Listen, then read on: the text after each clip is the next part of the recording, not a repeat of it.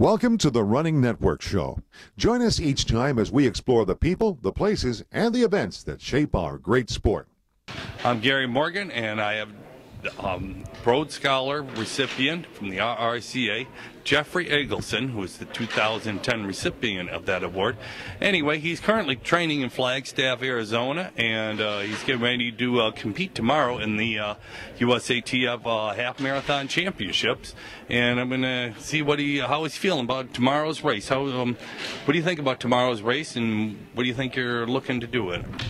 Well, I'm very excited to be back in Houston. My last experience was extremely positive here. I competed in the 2009 U.S. Championships, where I ran 104.58, and I am looking to set a personal best tomorrow.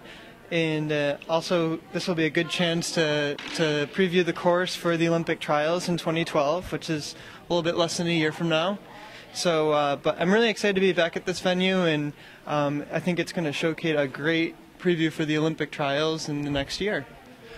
Being a Rhodes Scholar, how do you think that has helped you receiving that award last year? Well, having the support of the Roadrunners Club of America has been extremely helpful for my development in the sport. It's enabled me to focus more long-term on races instead of racing more frequently to support myself with prize money. And obviously, it's a great honor to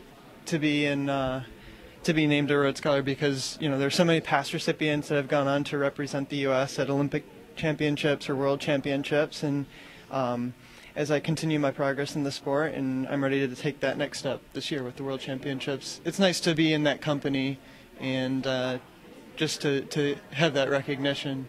That's great. Tell us about your training in Flagstaff. I know a lot of athletes have trained up there over the years, and I've heard about it. And what makes that place kind of special for athletes to go there and train? Because I've heard a lot about it. So can you tell us what your training is and what's it like up there? Well, I work autonomously under Dr. Jack Daniels, my coach, who is the former director of the High Altitude Training Center. And primarily Flagstaff attracts a lot of athletes because of the high altitude. But I find it's a place where I'm able to direct my focus and be in an environment that's positive, and I'm quite happy there training on my own pretty much most of the time. But there are just a myriad of trails, dirt roads, a lot of places to run, and being a marathoner, it's a very it's an ideal training ground for me. Do they have any indoor track facilities during during the winter here? There is an indoor track at Northern Arizona University. However, I'm unable to use it because I'm not associated with NAU or any of the other training groups in town. But I can pretty much drive to a lower altitude if I need to do track work, or I find ways to be self-reliant enough to get my track work done.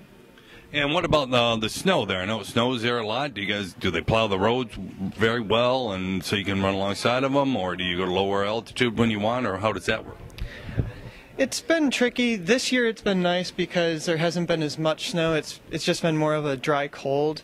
But when there's snow, I just go out and slog through it, and that's just part of being in the sport. When it snows, we go out there and we run day in and day out. Occasionally I'll get in on a treadmill or go to a lower altitude, but being from upstate New York, and very well in Michigan, yep. It snows, and you just kind of you put up with it, and it's just a different stimulus, just like being at altitude or running in a windy day. So. Now, you said you do quite a bit of your training on your own. Do you have anybody you train with at all, or is everything on your own? I work with a couple select athletes from Team Run Flagstaff, but primarily I do all my marathon training alone. And I think this works best for me because in the marathon, I find that a lot of the critical moments in a race are when you have to make a decision and you're on your own. You're either separated from your competition, or you're controlling the pace. And so I think this is just a good way to prepare me for the task at hand in the marathon. Well, excellent. Well, good luck with everything. And after tomorrow's race, what is kind of your plans for the next year? Well, certainly my focus is going to be on Daegu, South Korea, where I'll be representing the U.S. at the World Championships in the marathon. I definitely, between now and Daegu in September, want to work on some weaker areas of my running, which would be shorter track stuff, and I think this will enable me to take the next level of improvement in the marathon. But yeah, I'm pretty much kind of open at this point into just exploring all my options and just making sure I'm improving holistically as a runner. Oh, well, good luck with everything, and wish you all the best of luck for tomorrow's race and for Korea for the World Championships, and hope to see you up there at the front of the pack. Thanks so much. Happy to be here. Yes, definitely. Okay.